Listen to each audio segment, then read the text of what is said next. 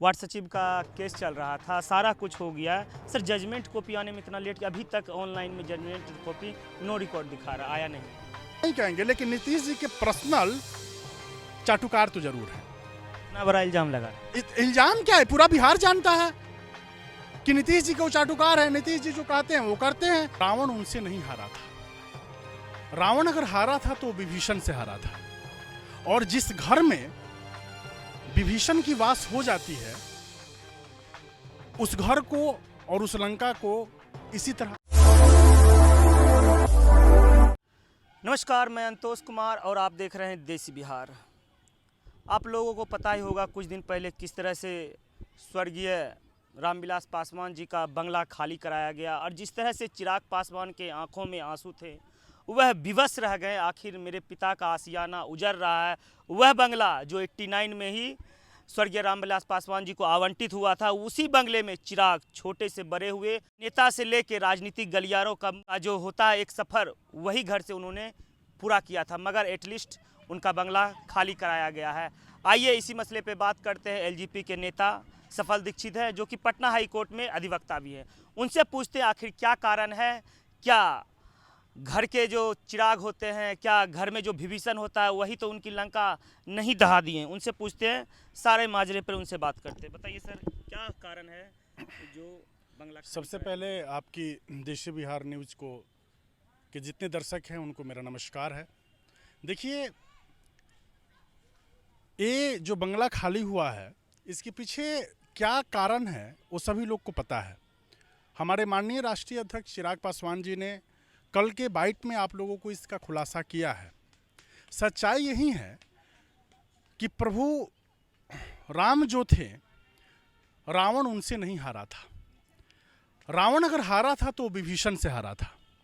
और जिस घर में विभीषण की वास हो जाती है उस घर को और उस लंका को इसी तरह का कष्टदायी पीड़ा होता है और उजड़ता है। सेम कंडीशन हमारे माननीय राष्ट्रीय अध्यक्ष जी के साथ हुआ है। आज 32 सालों से उस घर में 12 जनपद में हमारे माननीय राष्ट्रीय अध्यक्ष जी के पूज्य पिताजी और हम सबों के गार्जियन, हमारे नेता, जो कि आज कहीं ना कहीं से हमारी पार्टी और हमारे सभी बिहार वासियों पे उनका आशीर्वाद बना है, उनका वो 12 जनपद का आशियाना था। और वहीं से हमारे राष्ट्रीय अध्यक्ष जी जो आज चिराग पासवान जी हैं, पले बढ़े और बड़े हुए, और वो मर्माहत करने वाली घटना थी। बड़ा दुख हुआ इस चीज़ को देखकर, क्योंकि उन्होंने एक्सेप्ट किया है, हमारे राष्ट्रीय अध्यक्ष जी ने एक्सेप्ट किया है कि बंगला तो आज नहीं तो कल हमें खाली करनी थी। लेकिन दुखद ये है कि आज जो एक मेंबर ऑफ पार्लियामेंट है, सांसद हैं, उसके बावजूद भी इस तरह के हरकत करके उनको एक दिन के अंदर बंगला को खाली कराया गया। ये कहीं ना कहीं से बड़ी थी दुर्भाग्य की बात है। और ये 12 करोड़ बिहार वासियों के लिए भी दुर्भाग्य है कि उनके नेता के साथ इस तरह का घटिया जो है बर्ताव किया गया। जबकि अगर चिराग जी समझौता करने के लिए तैयार हो जाते, हमारे माननीय राष्ट्रीय अध्यक्ष जी समझौता कर लेते, तो शायद मंत्री पद भी पाते और वो बंगला भी रहता। लेकिन जो अपने वसूलों से और स्वाभिमान से समझौता नहीं करता है, शायद उसी का हर्ष इस बिहार में इस कदर होता है। एक सवाल देखिए, बंगला बड़ी बात नहीं है, नहीं बोलता कन कन में भगवान का वास होता है। जब उस 12 जनपद बंगले की बात कर रहे हैं, वह चिराग के लिए बंगला नहीं, वह मंदिर था।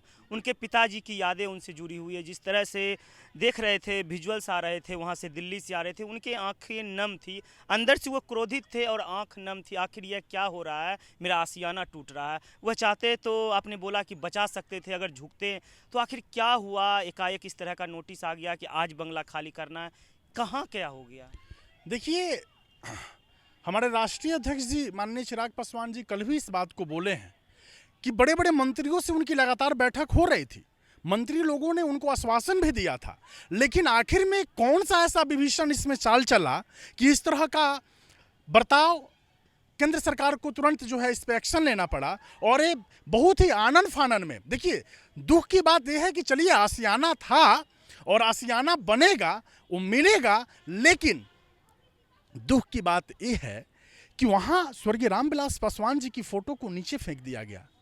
हमारे माननीय भीमराव अंबेडकर जी की मूर्ति को नीचे रख दिया गया। ये सब, और उनके आवास में घुसकर पुलिसकर्मी जो है, जिस बेड पे ये लोग सोते हैं, हमारे माननीय राष्ट्रीय अध्यक्ष, जो उनका घर है, पूजा की जो रूम है, उसमें पुलिस वाले जूते पहनकर और मतलब एक प्रकार से समझिए कि क्या बोला जाए, तानाशाही वाली सिस्टम से जो है इस बंगला को खाली कराया गया। इसकी मर्माहत, इसकी दुख हमें बहुत ज़्यादा है, इसकी पीड़ा बिहार वासियों को भी है। हमारे माननीय राष्ट्रीय अध्यक्ष जी की भावुकता लाजमी है, क्योंकि उनकी पूरी बचपन से जवानी वहीं पे, आज वो इतने पले बढ़े हैं, इतने बड़े हुए हैं, जवान हुए हैं बचपन से, तो कोई भी व्यक्ति मर्माहत होगा, भावुक होगा कि उसके साथ, जबकि वो खुद second bar member of parliament है, इस तरह का बर्ताव आखिर क्यों किया जा रहा है और इसके पीछे किसकी साजिश है। आने वाले समय में हम जो है खुद इसका खुलासा करेंगे। चलिए, अब तो दिल्ली की बात आ गई, हम बिहार पे आते हैं। बिहार में देखिए, कल चिराग पासवान भी आए। बिहार के जो अभी हालात है, जिस तरह से बिहार का क्राइम रेट बढ़ रहा है, आप एक अधिवक्ता हैं, इसको आप किस नज़र से देख रहे हैं? देखिए, बिहार की लॉ एंड ऑर्डर जो है वो पूर्णतः ध्वस्त हो चुकी है। इस सबको मानना होगा। ये 14 करोड़ बिहार वासियों के एक एक व्यक्ति से आप पूछेंगे तो वो बताएंगे कि बिहार की लॉ एंड ऑर्डर बिल्कुल ध्वस्त हो चुकी है। आप क्राइम को क्या रोक पा रहे हैं? आपकी तो पूरी पुलिस जो है दो ही चीज में रह रही है, एक दारूबंदी की खोज में, वो भी नहीं हो पा और रहा, वो भी आपका सक्सेस नहीं हो रहा है। आप नए जो हैं विधानसभा में बैठकर इसको प्रस्ताव को कभी बदल रहे हैं, कभी कुछ कर रहे हैं, कभी ला रहे हैं कि 2 बार आप दारू पिएंगे तो तीसरे बार आपको जमानत मतलब पकड़े जाएंगे, 2 बार आपको छोड़ दिया जाएगा जुर्माना देकर, कभी कुछ आपके साथ किया जा रहा है। तो आपका तो क्या बताया जाए, दिमागी संतुलन कैसा हो गया है कि आपकी लॉ एंड ऑर्डर पे आपकी ध्यान ही नहीं जा रही है। आप देखिए, दानापुर में दीपक मेहता जी वाइस चेयरमैन थे, क्या हुआ नगर परिषद का? दिन दहाड़े उनकी हत्या हुई, कोई कुछ एक्शन नहीं, अभी तक गिरफ्तारी भी नहीं हुई। अभी आप पटना सिटी में देखिए, लगातार व्यवसायियों का मर्डर, यहाँ तक कि व्यवसायी तंग आकर रोड पर आकर बोल रहे हैं कि आप हमें ही गोली मार दो। और पुलिस की बर्ताव इतनी घटिया हो गई है यहाँ की कि पुलिस को समझ ही नहीं आ रही है कि इनके ऊपर भी कोई है। एक और चीज़ मेंशन करना पड़ रहा है हमें। नालंदा में एक व्यक्ति को जिंदा जला दिया गया तेजाब से, होली के दिन, अभी तक उस पर कुछ नहीं हुआ है। बिल्कुल, जगदीशपुर में भी ये हुआ है, आरा के जगदीशपुर में, और आपको नालंदा में भी। अभी आप देखें, क्या कहा जाए, क्या लॉ एंड ऑर्डर है? आप एक भी काम तो सही ढंग से करें ना। आप दारू माफिया को ही पकड़ पा रहे हैं, आप गरीब कुचले को। तो ये सरकार पीठ किस बात को थपथपाती है? 15 साल का हम ये किए हैं, वो किए हैं। देखिए, पीठ थपथपाना तो हम भी थपथपा सकते हैं, आप भी थपथपा सकते हैं, स्वतंत्र है इंसान, कोई भी थपथपा सकता है। लेकिन आप क्या कर रहे हैं? जनता थपथपाए तब तो। अरे आप ऐसे भी फिसली हैं। बिहार में जनता दल यूनाइटेड आज के दौर में तीसरा और चौथे नंबर की पार्टी है।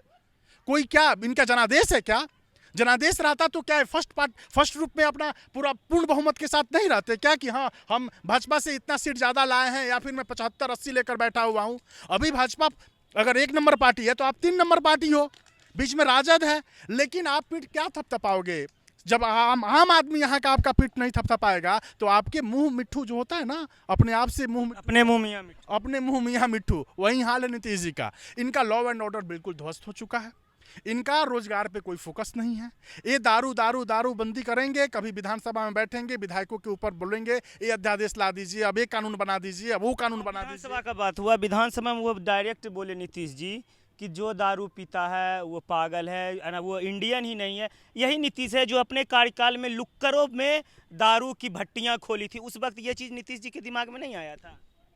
आपने बड़ा जायज़ सवाल किया। एक बात हमें बताइए, हरियाणा, उत्तर प्रदेश, मध्य प्रदेश, गोवा, ये जितने राज्य हैं ये सब सफल जो है डेवलप राज्य हैं हमारे देश के।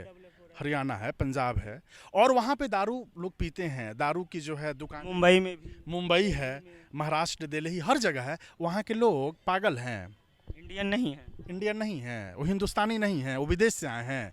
और विदेश के लोग दारू नहीं पीते हैं। आपको चलिए ना, फ्रांस को सूरा और सुंदरियों का देश कहा जाता है, फ्रांस के लोग दारू नहीं पीते हैं, अमेरिका के लोग दारू नहीं पीते हैं। और आप बिहार में दारू बंद करके कौन सा तीर मार दिए? क्या कर दिए बिहार को आप दारू बंद करके? आप उत्तर प्रदेश, गोवा, महाराष्ट्र, दिल्ली, मध्य प्रदेश, इससे आप डेवलप कर लिए। आप चलिए, मैं मान लेता हूं कि वो लोग बाहरी हैं, वो लोग दारू पीते हैं, वो लोग विदेशी हो गए। वो कैसे मान लें? सबसे पहले तो नीतीश जी घर घर में काउंटर खुलवा दिए दारू को। क्या उस वक्त नीतीश जी क्या क्या सोच के वो आप खुद समझिए ना, उनकी उनकी क्या स्टेटमेंट आती है उनको खुद समझ में नहीं आती है। कभी बोलते हैं उपराष्ट्रपति बन के अब केंद्र में हम चले जाते हैं, मतलब उन्हीं के पार्टी के चर्चा हो रहा है कि चर्चा हो वह रही है, जाएंगे, शुरू हो अब जाती है। जाने वाले हैं, क्या क्या कभी राष्ट्रपति की चर्चा, राज्यसभा जाने वाले हैं। कभी राज्यसभा की चर्चा, कभी राष्ट्रपति की चर्चा, कभी उपराष्ट्रपति की चर्चा। क्या पी के और खाकर और क्या करके वो आते हैं सदन में। सुशील मोदी ने स्टेटमेंट दिया है 2025 तक वही रहेंगे। सुशील मोदी जी का बात ही हम नहीं करते हैं, उनके प्रिय मित्र हैं, हमेशा साथ रहे हैं डिप्टी सीएम के तौर पे। क्योंकि ये दोनों लोग जो है ना, ये दोनों लोग की आपसी तालमेल इसलिए है कि चोर चोर मौसेरा भाई। इसलिए मैं सुशील मोदी जी को पर्सनल आप कहिएगा तो मैं व्यक्तिगत रूप से, मैं पार्टी के रूप से नहीं, मैं व्यक्तिगत रूप से सुशील मोदी को नेता मानता ही नहीं हूँ। नहीं मानते, नहीं मानते हैं। क्या कारण है? कारण क्या है कि उनका क्या जनादेश है सुशील मोदी जी का। फैक्ट पे बात, डिप्टी सीएम रहे हैं, डिप्टी सीएम रहे हैं, चाटुकारिता करके रहे हैं। बीजेपी के वरिष्ठ नेता है बिहार में। बीजेपी की वरिष्ठ नेता अपने आप से ही है वो। अगर बीजेपी के वरिष्ठ नेता बिहार में रहते तो उनको केंद्र में ले जाकर राज्यसभा नहीं भेजा जाता, आप खुद जानते हैं। वो चाटुकारिता नीतीश जी का करते हैं और नीतीश जी के ही चाटुकारिता। लालू जी पे टिप्पणी के मामले में सुशील मोदी आगे हमेशा रहते हैं, उनका देख लीजिए पेपर में हमेशा उनका बाइट बस आता इतना रहता ही है, काम ही है, कट ऑफ डालते रहते हैं ट्विटर इतना पे। ही काम है। उनकी राजनीति लालू यादव जी से चलती है। लालू यादव जी ये कैसे किए, लालू यादव जी वे कैसे किए, उनकी रोज की ट्वीट, उनकी रोज की पेपर की कटिंग लालू यादव जी के ही ऊपर होती है। मैं उन्हें पर्सनल नेता नहीं मानता। जिगरी दोस्त है नीतीश जी का। नीतीश जी के जिगरी दोस्त तो हम नहीं कहेंगे, लेकिन नीतीश जी के पर्सनल चाटुकार तो जरूर हैं।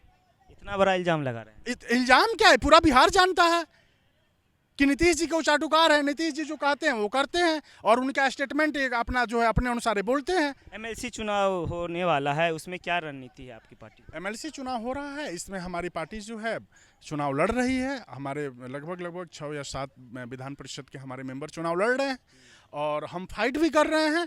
अब नतीजे क्या आ रहे हैं, अब तो चुनाव हमारे मुंह पे है, मतलब शायद आज ही का डेट में चुनाव भी चल रहा है। तो अब देखिए नतीजे क्या आते हैं, लेकिन आशा है कि नतीजा हमारे पक्ष में ही होगी और हम पूर्णतः 6-7 सीटें जो हमारी है पार्टी की वो सभी पे हम जीत रहे हैं। चलिए एक लास्ट सवाल है, ये बताइए जब वार्ड सचिव का केस चल रहा था, सारा कुछ हो गया सर, जजमेंट कॉपी आने में इतना लेट कि अभी तक ऑनलाइन में जजमेंट कॉपी नो रिकॉर्ड दिखा रहा, आया नहीं है। देखिए कोर्ट का मैटर है, अब ऑर्डर शीट को तो तुरंत अपलोड कर दिया जाता है कि क्या ऑर्डर यहाँ से निकला, और हमने इसको रीड किया था। सचिव वाले जो भी आया है वो तो यहाँ से बिल्कुल रिजेक्ट कर दिया गया हाई कोर्ट से।